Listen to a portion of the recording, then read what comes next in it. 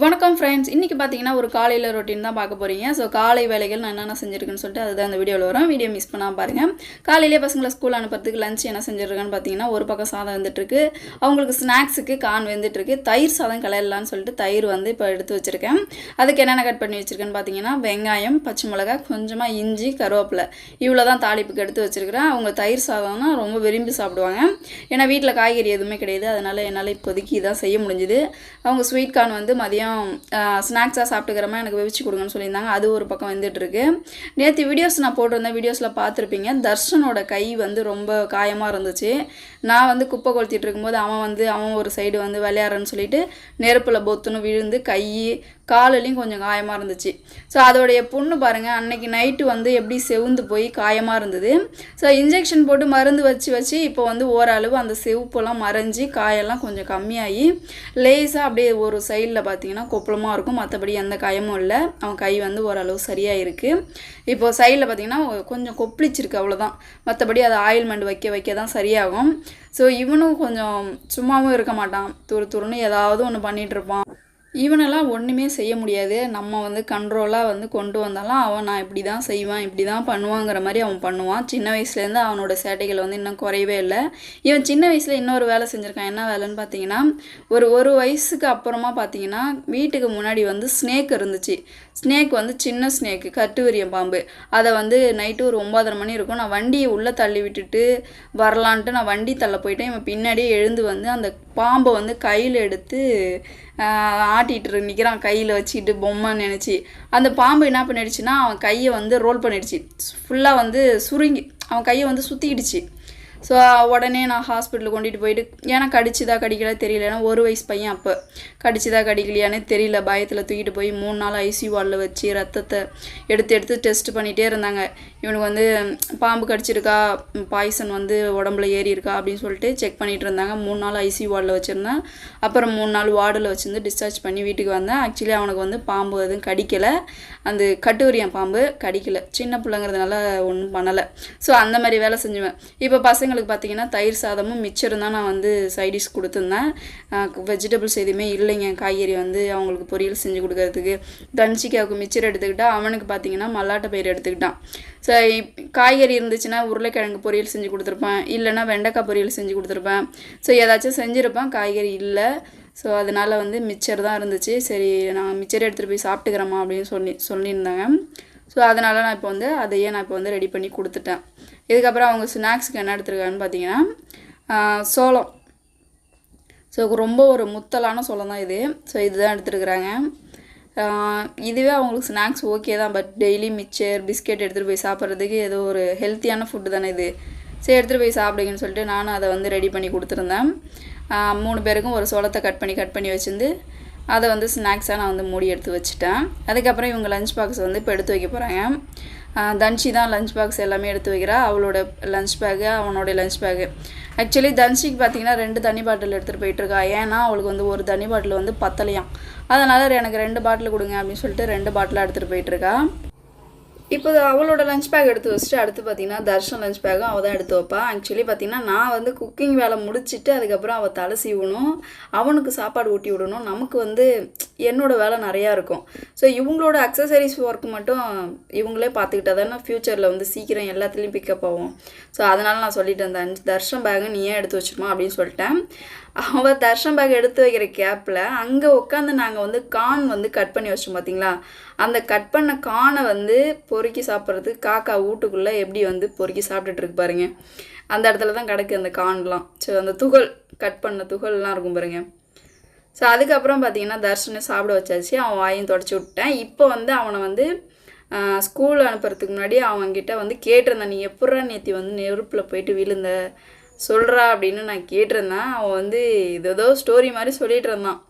So இப்போ அவங்க lunch பேக்லாம் எடுத்து வச்சுட்டாங்க. இப்போ அவனே சொல்லுவான் பாருங்கள் எப்படி நான் வந்து விழுந்தேன் அப்படின்னு சொல்லிட்டு. ஆக்சுவலி அவனுக்கு வந்து கையில் காயமாக இருக்கிறதுனால பேக் வந்து அந்த சைடில் மாட்ட முடியல. சரிடா அட்ஜஸ்ட் பண்ணி ஒரே சைடில் மாட்டிக்கோ. ஏன்னா வேனில் ஏறினதுமே உட்காரும் போது பேக் கைட்டி தான் வைக்க போகிறாங்க. சரி இதே இருக்கிற இடத்துக்கு வீட்டுக்கு நேராகவே ஏற போகிற, அதுக்கு எதுக்குடா 2 சைடு பேகை மாட்டிக்கிற, ஒரு சைடே மாட்டிக்கோ, நான் பேக் எடுத்துகிட்டு வந்து அங்கே வச்சு தரேன், ஏறும்போது கூட நான் கையிலே கொடுக்குறேன்னான்னு சொன்னேன். இல்லை நான் மாட்டிக்கிட்டு தான் ஏறுவோம் அப்படின்னு சொன்னான். ஸோ தர்ஷனை சாப்பிட்டுட்டான். ஸோ நானும் அவன் கை எங்கே வீணாக போயிடுமேன்னு பயத்தில் ரொம்ப பயந்து போயிருந்தான். பரவாயில்ல, உடனே இன்ஜெக்ஷன் போட்டு நம்ம ஆயில்மெண்ட் வச்சு ஓரளவு கையை சரி பண்ணிட்டோம். இப்போ சைடில் மட்டும் கொஞ்சமாக கொப்பளம் போட்டிருக்கு. ஸோ அதுவும் கொஞ்சம் கொஞ்சமாக நம்ம வந்து க்யூர் பண்ணுறதுக்கு கூடிய சீக்கிரம் அவன் கைக்கு மருந்து போட்டு ரெடி பண்ணிகிட்ருக்கேன். ஆக்சுவலி நேற்று தான் அவன் வந்து நெருப்பில் விழுந்தான். மறுநாள் காலையிலேயே அவன் ஸ்கூல் போகிறான். நான் ஸ்கூல் போகிறோமான்னு சொல்லிட்டான். ஸோ அதனால் இப்போ வந்து அவனை ஸ்கூல் அனுப்பிட்டான். அவனே சொல்கிறான் பாருங்கள், அவன் எப்படி போயிட்டு நெருப்பில் விழுந்தான் அப்படின்னு சொல்லிட்டு அவனே சொல்கிறான் பாருங்கள். எப்படி தர்ஷா நெருப்பில் நேற்று போயிட்டு விழுந்த? கண்ணை மூடிட்டே கண்ணை மூடிட்டே வந்து நெருப்பில் விழுந்துட்டியா? அதெல்லாம் வீணாக போயிடுச்சு. டேய், கண்ணை மூடிட்டே வந்து நெருப்பில் விழுந்தியாடா நீனு? எப்படி வந்த? கண்ணை மூடி காட்டு.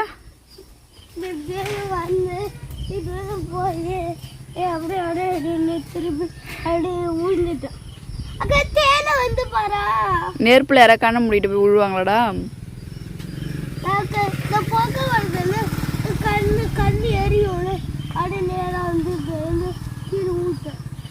இதுக்கப்புறம்லாம் இங்கே நான் நெருப்பே பற்ற வைக்க மாட்டேன். இனிமேல் அங்கே ரோட்டுக்கு அங்கான தான் பற்ற வைப்போம்.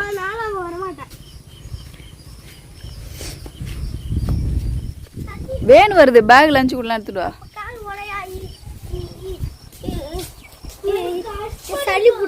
வேன் வருது, இந்த பேக் மாட்டிக்கிட்டா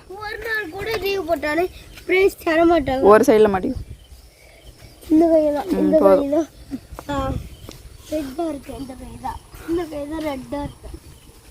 இரு இரு ஓலா, இங்கே நில்லு, வேன் இங்கே வரும். அப்படியே நில்லு, அப்படியே நின்னுக்கோ. இப்போ தர்ஷனே சொல்லியிருந்திருப்பான் எப்படி அவன் நெருப்பில் விழுந்தான்னு சொல்லிட்டு. ஆக்சுவலி அவனை தான் கண்ணை மூடிக்கிட்டு விளையாட்டுத்தனமா அங்கே சுற்றி ரவுண்ட் அடித்து விளையாண்டுருக்கான். அப்போ அவன் நெருப்பை கவனிக்காமல் நெருப்பில் போயிட்டு விழுந்திருக்கான். ஸோ இங்கே மண் வெட்டி போட்டிருந்தோம் பார்த்தீங்களா, அந்த மண் வெட்டி போட்டதுனால கொஞ்சம் இந்த இடத்துல மோடாக இருக்குது, ரோட்டில் பள்ளமாக இருக்குது. ஸோ வேன் வந்து பார்த்திங்கன்னா நம்ம வாசல்கிட்ட சல்லுன்னு வந்து நிறுத்திடும். நம்ம பிள்ளைங்க இங்கே நம்ம மோட்டிலேருந்தே ஏற்றி விட்டுக்கலாம், நம்ம ஒலையை தாண்டி அந்தாண்ட போகணுன்னு அவசியம் இல்லை. ஸோ இப்போ அவங்களெல்லாம் வேன் ஏற்றி விட்டுட்டு என்னுடைய மார்னிங் ரொட்டீன் ஒர்க்கு இப்போ ஸ்டார்ட் ஆகிடுச்சு. ஸோ சாப்பிட்டுட்டு போன பிளேட்டு, அவங்க பொட்டு பவுடர்லாம் வெளியிலே வச்சுருந்தாங்க, அதெல்லாம் எடுத்து வச்சுட்டு ஸோ இந்த வீடு வாசல்லாம் இப்போ நான் பெருக்கி க்ளீன் பண்ணணும். எப்படி கிடக்கு பாருங்கள் கஜன்னு. ஸோ குக்கிங்லாம் அதிகமாக பண்ணல, தயிர் சாதம் மட்டும்தான் பண்ணியிருந்தேன். மிச்சர் தொட்டுக்க இவ்வளோ தான் இன்னி மார்னிங் பிரேக்ஃபாஸ்ட்டும் லஞ்சும். ஏன்னா காய்கறி இல்லைன்னா ஏதாச்சும் சிம்பிளாக செஞ்சு சாப்பிட்டா தானே நமக்கும் ஏதாச்சும் சாப்பிட்ட மாதிரி இருக்கும். பட் வெஜிடபிள்ஸ் அதிகமாக சாப்பிட்டா கொஞ்சம் ஹெல்த்தி தான், நான் இல்லைன்னு சொல்லலை. ஸோ இருக்கிறத வச்சு அட்ஜஸ்ட் பண்ணி சாப்பிட வேண்டியதான். இல்லாத அன்றைக்கி என்ன பண்ண முடியும், இல்லாத அன்றைக்கி இல்லாத வச்சு சாப்பிட்டுக்க வேண்டியது அப்படிங்கிற மாதிரி. ஸோ இப்போ வெளியில் இருந்த பொட்டு ஆயில் வண்டி எல்லாத்தையுமே கொண்டு வந்து இப்போ வந்து நான் உள்ளே வச்சுட்டேன். வச்சதுக்கப்புறம் பாருங்கள் எவ்வளோ நீட்டாக வந்து வீடை வந்து கூச்சி க்ளீன் பண்ணி சூப்பராக ரெடி பண்ணிட்டேன். ஸோ எனக்கும் பார்த்தீங்கன்னா கஜன்னு இருக்கிறதெல்லாம் பிடிக்காது. ஸோ அவங்கள கிளப்பும் போது அவங்கள கிளப்புற ஒர்க்கு, கிளம்புனதுக்கப்புறம் வீட்டு ஒர்க்கு.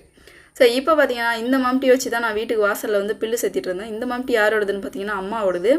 ஸோ அவங்க வந்து இப்போ வயலில் வந்து நாற்று விட்டுருக்காங்க, நட போகிறாங்க. அதனால் அவங்களுக்கு வந்து ஒர்க் பண்ணுறதுக்கு மம்டி வேணும்னு கேட்டிருந்தாங்க. சரிம்மா, நான் பசங்களை ஸ்கூல் வேணும் ஏற்றி விட்டுட்டு நான் எடுத்துகிட்டு வரேன்னு சொல்லியிருந்தேன். இப்போ வீட்டெல்லாம் க்ளீன் பண்ணிவிட்டு இப்போ வீடை சாத்திட்டு இட்லிக்கு ஆல்ரெடி நான் ஒரு வீடியோஸில் போட்டிருந்தேன். இட்லி தோசைக்கு நான் எப்படி மாவு அரைக்கிறேன்னு சொல்லிட்டு. அதுக்கப்புறம் பார்த்தீங்கன்னா இப்போ மாவு ஆயிடுச்சு. அது அன்னைக்கு அரைச்சேன் பார்த்தீங்களா, அதுக்கப்புறம் நான் இன்றைக்கி தான் அரிசி ஊற வச்சுருக்கேன். உளுந்து அரிசியும் 4 காப்படி அரிசிக்கு ஒரு 3/4 காப்படி உளுந்து ஊற வச்சுருக்கேன். ஸோ இதை இப்போ ஊற வச்சுட்டேன். காலையிலேயே ஊற வச்சுட்டோன்னா நம்ம ஒரு 2-3 மணிக்கு அரைக்கிறதுக்கு கரெக்டாக இருக்கும். ஸோ ஊற வச்சுட்டு இப்போ கதவெல்லாம் சாத்திட்டு அம்மாவோட கப்பு பார்த்தீங்கன்னா இங்கே 2 கப்பு இருக்குது. ஸோ இந்த 2 கப்பு அவங்கள்ட்ட கொடுக்க வேண்டியது இருக்குது. ஏன்னா நமக்கு வந்து அர்ஜென்ட்டுக்கு சாம்பார் இல்லை சாதம் இல்லைன்னா நான் அங்கேருந்து அப்படியே வாங்கிட்டு வந்துடுவேன். ஏன்னா பக்கத்துலேயே தானே இருக்காங்க அம்மா வீடு.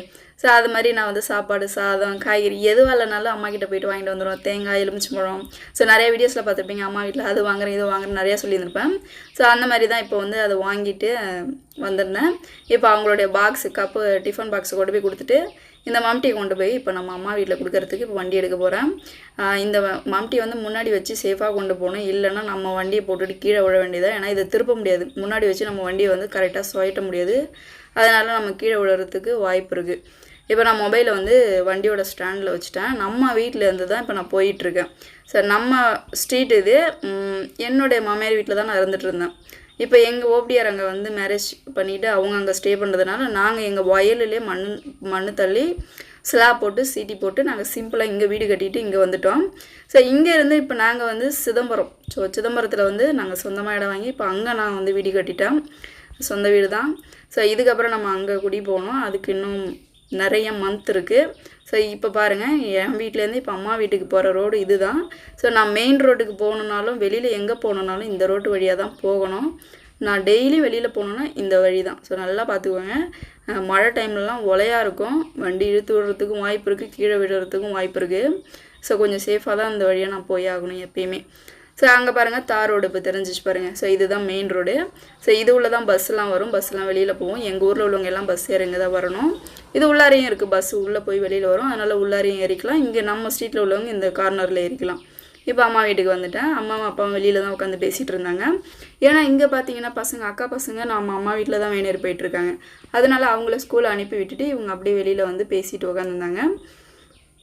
நானும் பார்த்தீங்கன்னா அந்த டைமில் தான் நான் வந்துட்டேன். பசங்களை ஸ்கூலில் வேணே ஏற்றி விட்டுட்டு, ஸோ இட்லி தோசைக்கு அரிசி உளுந்து ஊற வச்சுட்டு வீடை லாக் பண்ணிவிட்டு இப்போ எடுத்துகிட்டு வந்து அம்மா கிட்ட கொடுக்குறதுக்கு வந்தேன். ஸோ நான் வந்ததுமே வெளியில் தான் உட்காந்து பேசிகிட்டு இருந்தாங்க. இந்தாங்கம்மான்னு சொல்லிட்டு அவங்கள்ட்ட மாம்டியும் கப்பியும் அதையும் கொடுத்துட்டு சாப்பிட சொன்னாங்க. இல்லை நான் சாப்பிட்டுட்டேன் அப்படின்னு சொல்லிவிட்டு நான் அங்கேருந்து உடனே திரும்ப ரிட்டன் வீட்டுக்கு கிளம்பிட்டேன். ஏன்னா நமக்கும் கொஞ்சம் ஒர்க் இருக்குது, அந்த ஒர்க்கெலாம் நான் போயிட்டு வீட்டில் முடிக்கணும். ஆல்ரெடி நீங்கள் பார்த்துருவீங்க, இன்னும் துணி வாஷ் பண்ணாமல் இருக்குது, மற்றபடி எல்லா ஒர்க்கும் முடிச்சிட்டேன். ஸோ இங்கே நம்ம சும்மா இருக்கிறதுக்கு நம்ம வீட்டுக்கு போனாலே ஏதாச்சும் ஒர்க் பண்ணலான்னு சொல்லிட்டு உடனே நான் அங்கேருந்து கிளம்பிட்டேன். ஸோ திரும்பி நான் ரிட்டன் அதே வழியாக தான் போய் ஆகணும். இப்படி போனால் மெயின் ரோட்டுக்கு போகிறது, இப்படி போனால் என்னோடய வீட்டுக்கு போகிறது. ஸோ பாருங்கள், இங்கே ஏன் இவ்வளோ வண்டி நிற்கிதுன்னு நீங்கள் நினைக்கலாம். இங்கே வந்து ஏரிக்குள்ளார போயிட்டு 100 நாள் வேலைன்னு சொல்லுவாங்க, எங்கள் ஊரில் நடக்கும். ஸோ அந்த வேலைக்கு வந்து மக்கள் போயிருக்காங்க. வார்டு, மொதல் வார்டு, 2வது வார்டு, 3வது வார்டுன்னு சொல்லிட்டு வார்டு பிரகாரம் வேலை நடக்கும். நான் வந்து மொதல் வார்டில் வேலை செஞ்சுட்டேன். ஸோ 2வது வார்டு வேலை செஞ்சிட்ருக்காங்க. இப்போ 2வது வார்டுக்காரங்க வந்து இப்போ வேலை செஞ்சுட்ருக்கிறதுனால அங்கே வண்டி நிற்கிது. ஸோ நெக்ஸ்ட் டைம் நான் வந்து 100 நாள் வேலைக்கு போகும்போது எப்படி மண் வெட்டுறேன், எப்படி 100 நாள் வேலைக்கு போகிறேன், எப்படி அட்டன் பண்ணுறேன், திரும்பி எத்தனை மணிக்கு வீட்டுக்கு வரேன்னு சொல்லிட்டு உங்களுக்கு நான் ஃபுல் விளாகாக நான் கொடுக்குறேன். ஸோ என்னோடய வீட்டுக்கு இப்போ நான் போயிட்டுருக்கேன், பார்க்கும்போதே தெரியும் உங்களுக்கு. ஸோ இதுதான் நம்ம இப்போ பர்மனெண்ட்டாக இருக்கிற ஸ்டே பண்ணுற நம்ம தெரு. இது தான் நிறையா வீடுலாம் இருக்காது. என் வீட்டுக்கு பக்கத்தில் அந்தாண்ட ஒரு வீடு, இந்தாண்ட ஒரு வீடு, அவ்வளோதான். அதுக்கப்புறம் இந்த சைடில் ஒரு 4-5 வீடு, அந்த சைடு ஒரு 4-5 வீடு, இவ்வளோதான். வீடெலாம் கம்மியாக தான் இருக்கும். ஏன்னா இது வந்து ஆல்ரெடி எடுத்த ஊர். ஸோ என்எல்சிக்காரங்க எப்போ வந்தாலும் நம்மளை வந்து காலி பண்ணுறதுக்கு வாய்ப்பு இருக்குது. அதனால் அவங்கவுங்க சொந்த ஊருக்கு எல்லாமே போயிட்டுருக்காங்க. சொந்தமாக இடம் வாங்கிட்டு வீடு கட்டிட்டு போயிட்டுருக்காங்க. ஸோ இப்போ அடுத்து என்ன ஒர்க் பண்ண போகிறேன்னு பார்த்தீங்கன்னா, இப்போ வண்டி அங்கே விட்டதுக்கப்புறம் இப்போ படலை சாத்துறதுக்கு வந்துட்டேன். இப்படி நம்ம படலை திறந்து போட்டோன்னா ஆடு மாடெல்லாம் உள்ளார வந்து நம்ம வளர்த்து வச்சுருக்கிற செம்பருத்தி செடியாக இருக்கட்டும், பூச்செடியாக இருக்கட்டும், எல்லாத்தையுமே சாப்பிட்டு வீணாக்கிட்டு போயிடும். அதனால் நம்ம படலை சேஃபாக சாத்தி வச்சுருக்கிறது ரொம்ப நல்லது. இப்போ பார்த்தீங்கன்னா நம்ம வீட்டில் வந்து கரண்ட் கிடையாது. ஸோ இப்போ கரண்ட் இல்லாத டைமில் வந்து நான் என்ன பண்ண போகிறேன்னா, ஆல்ரெடி நான் சொல்லியிருந்தேன், ஒரு தென்னை மட்டை வந்து நம்ம லைன் கம்பியில் வந்து பட்டுட்ருக்கு, அதை வந்து கூடிய சீக்கிரம் நம்ம வந்து கரண்ட் இல்லாதப்போ அதை வெட்டி எடுக்கணும்னு நான் சொல்லியிருந்தேன். ஸோ அந்த சான்ஸ் எனக்கு இப்போ தான் கிடச்சிருந்தது. நம்ம வீட்டில் என்ன கரண்ட் இருக்குதுன்னு பார்த்தீங்கன்னா, இப்போ இன்வெர்ட்ரு கரண்ட்டு தான் இருக்குது. ஸோ நம்ம வீட்டில் இன்வெர்ட்டர் இருக்குது, அந்த கரண்ட்டு தான் இப்போ வந்து நம்ம யூஸ் பண்ணிகிட்ருக்கோம். கரண்ட் இல்லைன்னா இண்டிகேட்டர் மட்டும் எரியாது, மற்றபடி எல்லாமே இன்வெர்ட்டரில் ஃபேன் ஓடுறது, ஏர் கூலர் ஓடுறது, லைட் எரியுது, எல்லாமே இன்வெர்ட்டரில் தான். கரண்ட் இல்லைன்னா இண்டிகேட்டர் மட்டும்தான் எரியாது. ஸோ அதனால் என்ன பண்ணலான்னு இப்போ யோசிச்சுட்டு இருக்கும்போது கத்தி இருந்துச்சு, நம்ம வீட்லேயே கத்தி இருக்குது. சரி கத்தி எடுத்துகிட்டு போயிட்டு நம்ம வந்து அந்த மட்டையை வெட்டிடலாம்னு சொல்லிட்டு சேர் இருக்குது பார்த்தீங்களா, அந்த நம்ம உட்கார டைனிங் டேபிள் சேர் தூக்கி கொண்டாந்து போட்டு, ஸோ அந்த லைனில் இருந்த ஒரு 4 மட்டையை டக்குன்னு கரண்ட்டு வர்றதுக்குள்ளே இறத்தடிக்கக்கூடாதுன்னு ஃபாஸ்ட்டாக வெட்டி நான் கீழே போட்டுட்டேன். 4 மட்டை கிடக்கு பாருங்க. ஸோ 4 மட்டையும் அந்த லைனில் தான் பட்டுட்டு இருந்துச்சு. ஸோ கரண்ட் இல்லாதப்போ நம்ம வெட்டினா தான் கரெக்டாக வரும்னு சொல்லிட்டு இப்போ இந்த சேரை போட்டு கையால் எவ்வளோ தூரம் எட்டுமோ அவ்வளோ தூரம் நான் வெட்டிட்டேன். ஸோ இதுக்கப்புறம் பயம் கிடையாது. இந்த மட்டையை என்ன பண்ணிட்டேன்னு பார்த்தீங்கன்னா, பக்கத்தில் எங்கள் ஆயா இருக்காங்க, ஸோ பாட்டி, அவங்க வந்து என்ன சொல்லியிருந்தாங்கன்னா, நீ மட்டை வெட்டினா என்கிட்ட கூட, என்கிட்ட தென்னை வழக்கமாறு கிடையாது, நான் அதை சீவி நான் தொடப்பமாக யூஸ் பண்ணிக்கிறேன் அப்படின்னு சொன்னாங்க. சரின்னு அந்த மட்டையெல்லாம் எடுத்து அந்தாண்ட தூக்கி போட்டுட்டேன், பாட்டி வந்து எடுத்துப்பாங்கன்னு. ஸோ அங்கே கடைக்கு பாருங்கள், இந்த கடைக்கு பாருங்கள். ஸோ 4 மட்டையும் வந்து இங்கே எடுத்து போட்டுட்டேன். இப்போ நான் போயிட்டு பாட்டிக்கிட்ட சொல்ல போகிறேன், பாட்டி நீங்கள் வந்து மட்டை கேட்டிருந்தீங்க தொடப்பம் சீவறதுக்கு, ஸோ 4 மட்டை இங்கே வெட்டி போட்டிருக்கேன், நீங்கள் இழுத்துட்டு வந்து வீட்டில் போட்டுக்கோங்க அப்படி சொல்லலான்ட்டு இப்போ போகிறேன். ஆல்ரெடி நேற்று 2 மட்டை வெட்டிருந்தேன். ஏன்னா அந்த செப்டி டேங்க்கு நேராக வந்து செப்டி டேங்கோட பைப்பு வந்து இடிச்சிட்டே இருந்துச்சு இந்த 2 மட்டையும். ஸோ இந்த 2 மட்டையும் இங்கே கொண்டாந்து நான் போட்டுட்டு பாட்டிக்கிட்ட சொல்லிட்டு போயிருந்தேன். சரி இன்னும் மட்டை வெட்டினா கூட இது பத்தாது அப்படி சொல்லியிருந்தாங்க. அதனால் அந்த லைனில் போயிட்டு இருந்த கம்பியை வந்து காப்பாற்றுறதுக்கு நம்ம பிள்ளைங்களும் மரத்துக்கிட்ட போகிறது, முன்னாடி விளையாடுறதுன்னு இருக்காங்க. அதனால் அவங்க போயிட்டு மரத்தில் கையை வச்சாங்கன்னா கண்டிப்பாக எர்த்தடிக்க வாய்ப்பு இருக்குது. அதனால் லைன் கம்பியில் இருந்த மரத்தை வந்து மட்டையெல்லாம் இப்போ வெட்டி கொண்டு வந்து பாட்டி வீட்டில் போட்டேன். ஸோ அவ்வளோதாங்க. இப்போ இன்னும் கரண்ட்டு வரல, பயந்துகிட்டே இருந்தேன் எங்கே கரண்ட்டு வந்துடுமா அப்படின்னு சொல்லிட்டு பயந்துகிட்டே இருந்தேன். ஸோ கரண்ட்டு வரல, வர்றதுக்குள்ளேயும் நம்ம ஒரு ஒர்க்கு சூப்பராக பர்ஃபெக்டாக முடிச்சிட்டோம். இந்த வீடியோ பிடிச்சிருந்துச்சுன்னா லைக் பண்ணுங்கள், கமெண்ட் பண்ணுங்கள். ஸோ இந்த வீடியோ பார்த்ததுக்கு ரொம்ப நன்றிங்க. அடுத்த வீடியோவில் சந்திக்கலாம்.